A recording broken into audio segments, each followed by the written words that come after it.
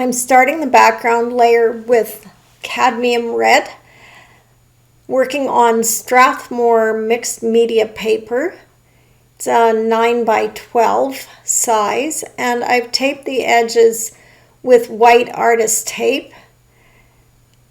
I put a little bit of matte medium around the artist tape just for extra insurance that it doesn't leak through it. And here you see me putting out a little bit of GAC 500 just to add into my paint to make it a little more fluid. Now I am using fluid paint here. I like that very much because it's a lot thinner, but it still has a really high pigment load. So I'm not worried about getting this on perfect, just doing a quick cover of the base layer. When you do the base layer, it's important to think about what color you want to put on top of it. So red often works really well with the landscape. Now here I'm starting to just block in my composition based on the photograph. I'm using some ultramarine blue, so something that's going to show up. And I just want to block this in. So you want to try and identify shapes in your photograph, and it's good to have about 5 shapes that you're working on.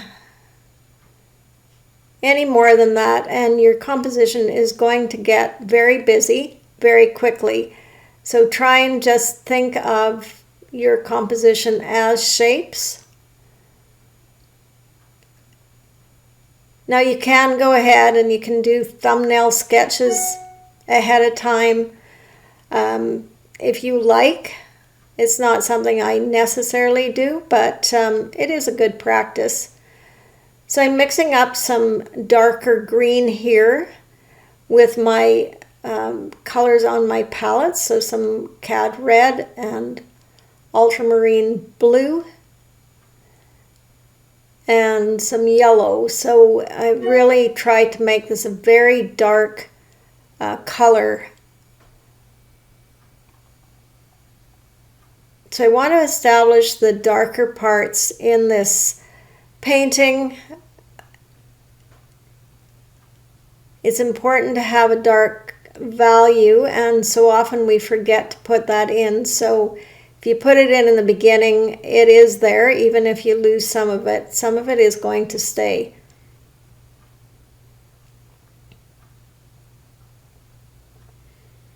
I prefer to mix up my dark values with the paints on my palette opposed to adding black or a dark color from a tube. When you limit yourself to a limited palette, your painting stays harmonious and you will learn to mix your colors as well. So you want to look for single pigment colors when you're looking for your primaries. In each primary color, there is a warm and a cool color that you can have if you want to expand your palette to 6 colors. That's very good for landscape painting so that you do have a cool and a warm of each color. But it's not necessary. To get started, you can get started with just 3 colors and white. If you like to make tones by adding a bit of black, you can use that also for tones. I tend not to really use much black, but it is a way of getting a darker color for sure. So here I'm just mixing some white with the ultramarine. I'm going to block in some of the water, this little river that's running down in the painting.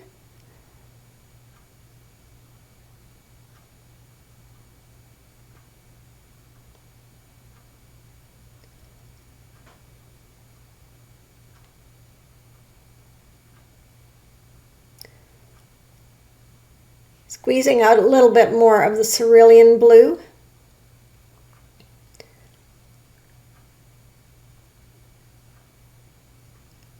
Blocking in my sky.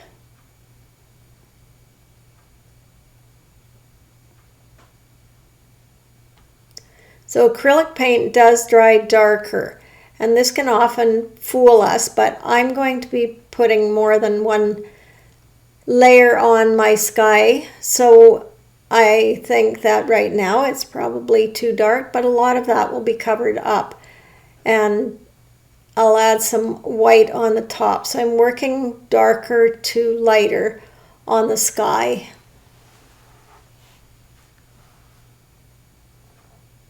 So this is an opaque paint, and now I'm mixing up a color using again my yellows, my blues, getting a greeny shade,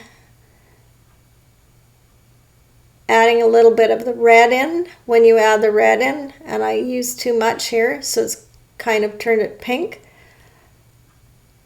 Going back in with some yellow again. So I want this to be kind of a fall landscape, so I have some yellow oxide on my palette as well as some primary yellow.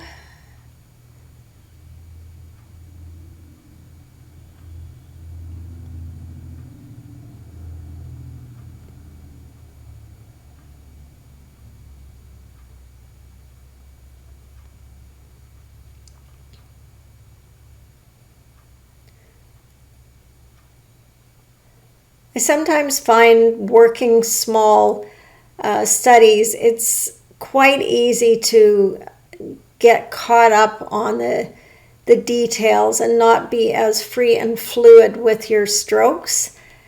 And this is something I'm myself really trying to work on more, is economy of brush strokes, so that I'm not diddling around and going back over things so much, but using a bigger brush than you think you should can be helpful in not getting so detailed. And also how you hold your brush is very important. You need to hold it back further on the handle so that you have a little more flexibility and less control, and you can move your brush around easy. So I'm using a flat 1-inch brush here, and sometimes I use it on its side and other times I use it flat. I think you need to work with your brush to get the most out of it, and sometimes a good experiment is to just use one brush for a whole painting and use something larger than you normally would. So I'm just making a green here, again something a little darker, using the blue and yellow on my palette. Now adding some white into that to lighten it up, and that's a little bit too fresh, artificial looking. So I'm going to add some red. Adding your opposite is what is going to neutralize your color. So if you're not familiar with the opposites or you don't have them internalized, pull out your color wheel and see what's across from the color that you want to push back and neutralize.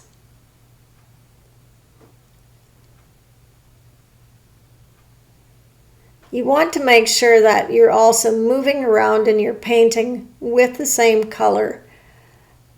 It's easy to forget to do this and just add a color in one place, but your painting is going to feel more cohesive if you put a little dab of that color in other places as well. Mixing up some more blue-greeny shade here out of the same colors. So everything is going to harmonize. If you keep your palette slim, that doesn't mean you can't pull in some bonus colors. You know, maybe at the end you just feel that you need a little splash of orange or teal, something that you can't make as good out of the colors on your palette. You just want that purity of color. It's okay to add something if you're really confident in your colors, but I would say use that as a bonus color near the end rather than adding it in earlier on. So just learn to mix your colors. It's amazing how many different colors you can make out of 3. By a primary color palette, I don't mean that you necessarily have to pick what we think of as pure primaries. You could go ahead and mix it up. You could use a yellow oxide for your yellow color. You could use a sienna type color for your red. You could use phthalo blue for your blue. You could use a magenta quinacridone for your red as well. Just have to try different things and see how they mesh together and how they make out neutral colors. And that's where it's good to take time to make some color charts and explore the palette that works for you. And it doesn't mean you have to stick with that for forever, but do a few paintings with the same palette so you build up a cohesive body of work and you learn to mix and understand those colors. So here I'm using a toothbrush, an old toothbrush, just to move the paint around and give it a little bit of a feel of grass-like texture in there. A hair roller will also work to do the same thing.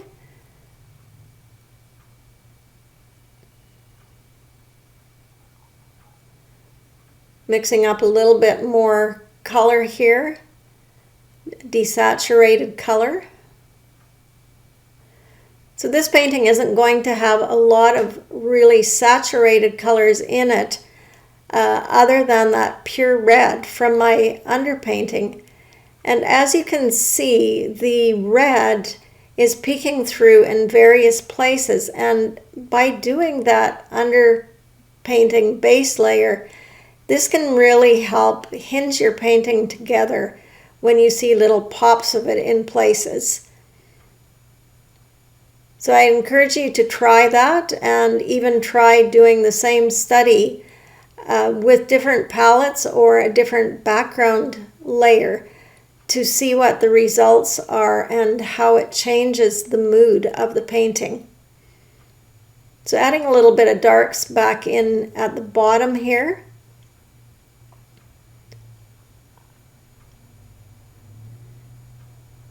So on a painting this small, you don't need to mix a lot of big amounts of color up. You can kind of mix as you go. But if I was doing a big painting, I would be mixing more of my colors into bigger piles so that I had more to work with and wouldn't have to stop to mix.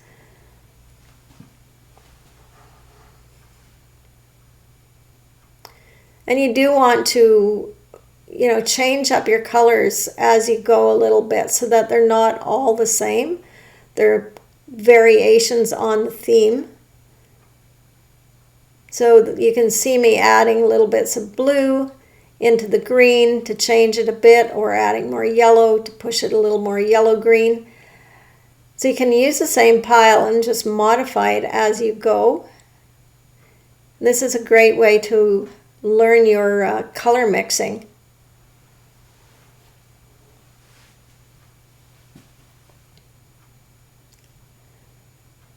Now, if you do take a workshop from me, you'll be subjected to learning some color mixing and really studying your values as well, because those are two things I think are really crucial to a good piece of art.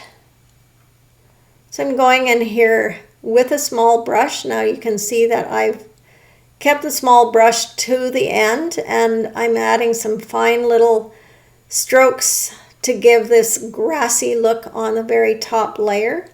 And I mixed up a lighter color as well. So I'm not exactly painting them in like I would with a pen or pencil, but having my brush loose and just trying to make some loose marks that would represent those grass-like textures.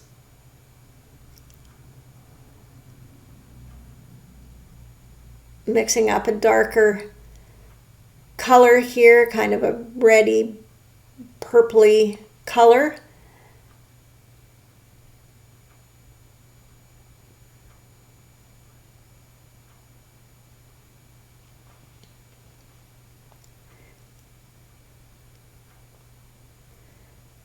If you have any questions or comments, leave them in the comment box below. I'll be sure to answer them.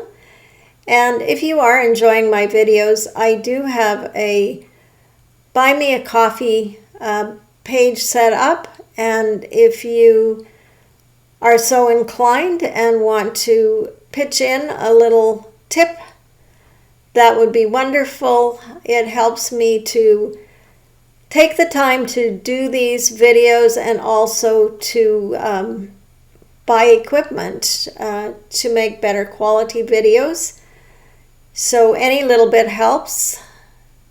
And also I have a Facebook community group that a lot of people from YouTube have come over, and we have a community where you can post work, share work, get feedback, and get some help if you're stuck. So it's a really safe place with a warm group of people from different parts of the world. So you're more than welcome to ask to join that and come on in and share your work with us.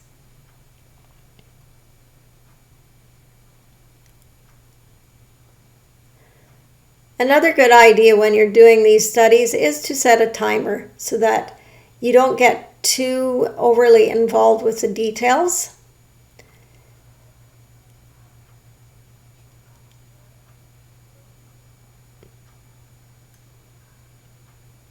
So I'm coming back into the sky now, and that color is a little bit light, but I'm mixing a warmer tone here to put on top. So not necessarily having all the same color in the sky. Make it a little more interesting.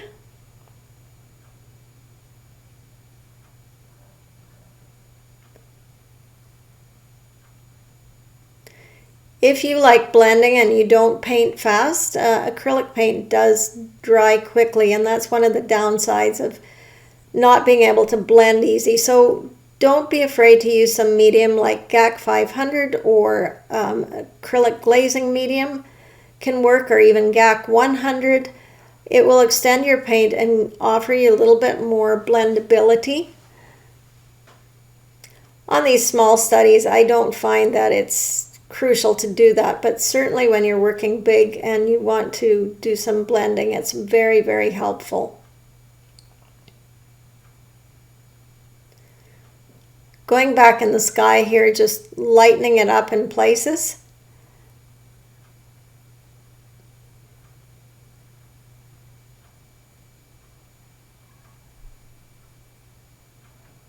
Again, keeping my paintbrush very loose.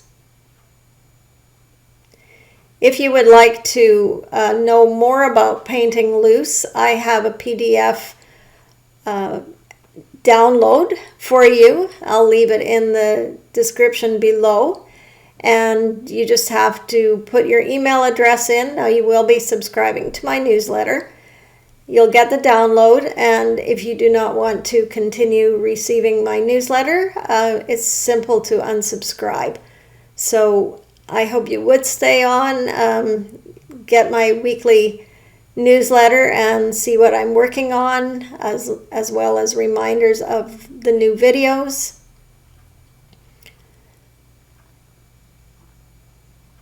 So now I'm getting down to nearing the end of putting this painting together. I'm wanting to bring a few little highlights in places, and I'm using a small brush to do that. And again, I don't want stark white, but a light color that I've mixed again with the colors on my palette so it harmonizes.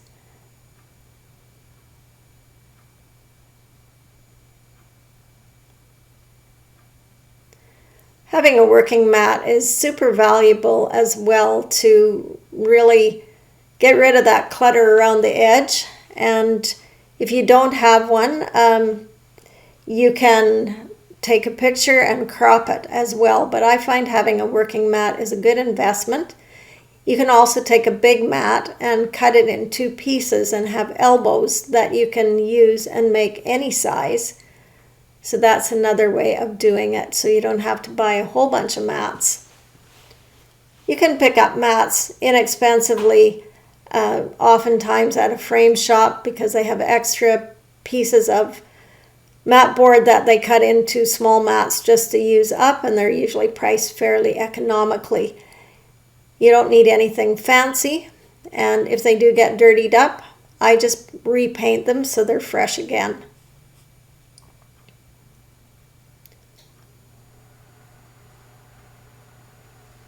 So just coming back in here with a few strokes of light on top of this grass.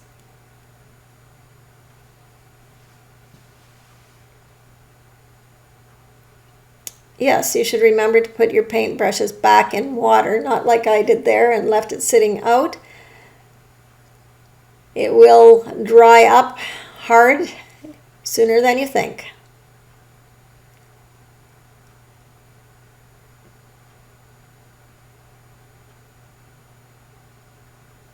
So just going over a bit of that red that was there, it was a little bit too intense.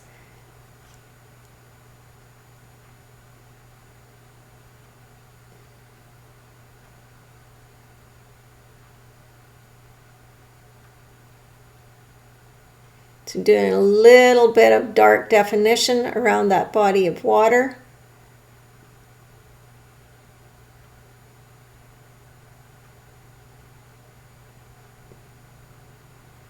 And again, another look through the viewfinder. So I'm going to take the tape off now. I'm feeling like this is as far as I'm going to go on this one. And I will show you some pictures in situ so that you can see how it looks framed up. And this is certainly something that you can do with these small studies. Put a fairly large mat around them and a frame, and it really changes their presence. So I hope you enjoyed the video, and if you haven't already, please subscribe to my channel and hit that little bell button for notifications.